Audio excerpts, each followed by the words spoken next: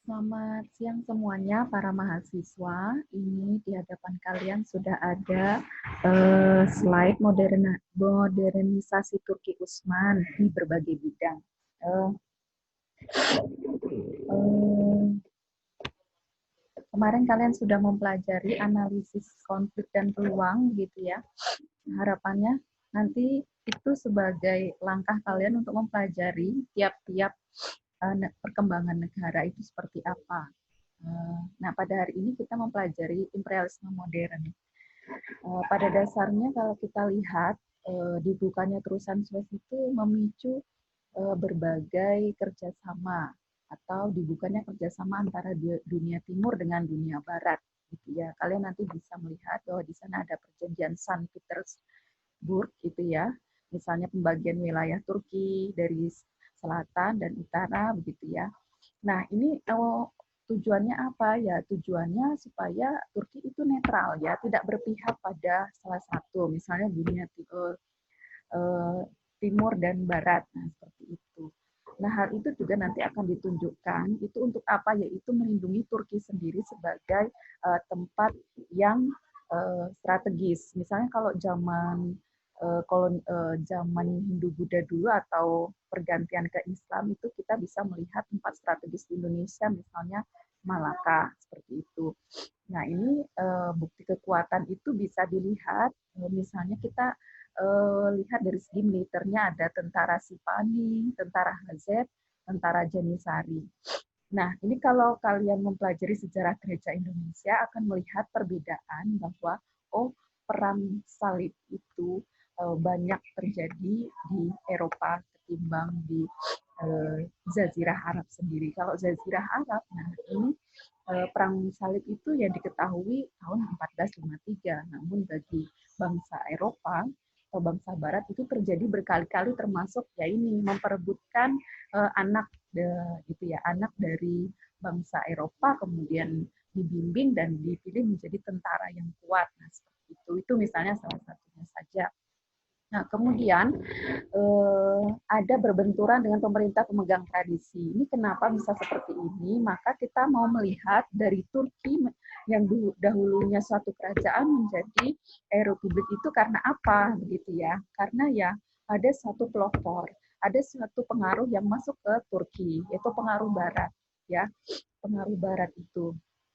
Nah, pengaruh Barat itu di mana? Nah, itu kemarin kalian sudah membaca bahwa itu dari pengaruh Prancis, misalnya Napoleon Bonaparte. Nah, pengaruh itu kemudian juga mewarisi pada tradisi Turki Utsman. Sebenarnya sebelum-sebelumnya juga ada suatu tradisi, ini ingin memerintah sendiri tanpa adanya pemerintah dari segi genealogi atau keturunan, begitu ya. Itu sudah ada sebelum Turki Utsman sebenarnya. Namun pertentangan kuat dari golongan golongan tradisional dengan golongan yang moderat itu terjadi pada masa Turki Utsman, seperti itu.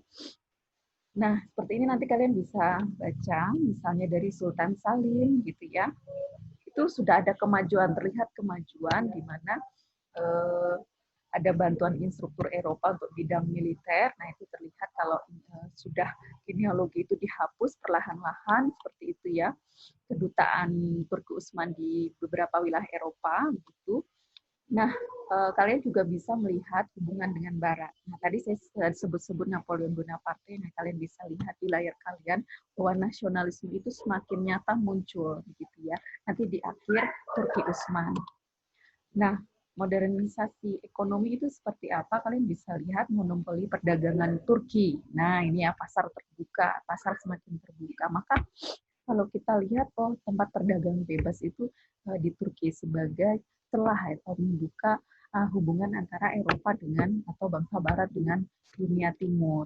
Maka seringkali terjadi konflik di sana. Namun sekali lagi Turki memilih menjadi negara yang netral.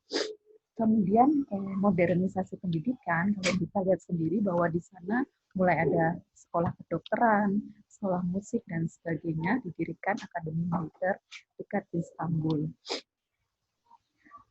Ada pula hubungan dengan luar negeri, misalnya ini yang sudah terjadi sejak tahun 1827, di mana ada hubungan diplomatik secara tradisional di Istanbul, Turki. Kemudian tuntutan komunikasi juga membuat pemerintah mendirikan kantor pusat terjemahan resmi gitu.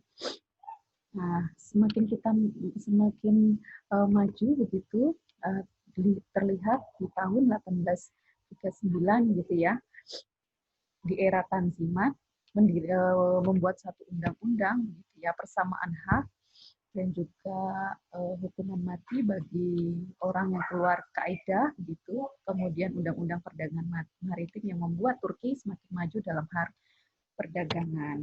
Gitu. Transportasi juga begitu. Dibangun juga jalan kereta api.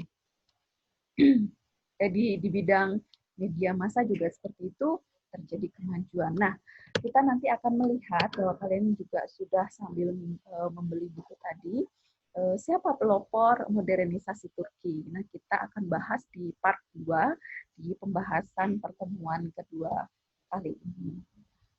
Demikian penjelasan singkat dari saya. Nanti kalau ada pertanyaan, saya akan terima di chat grup langsung saja begitu ya.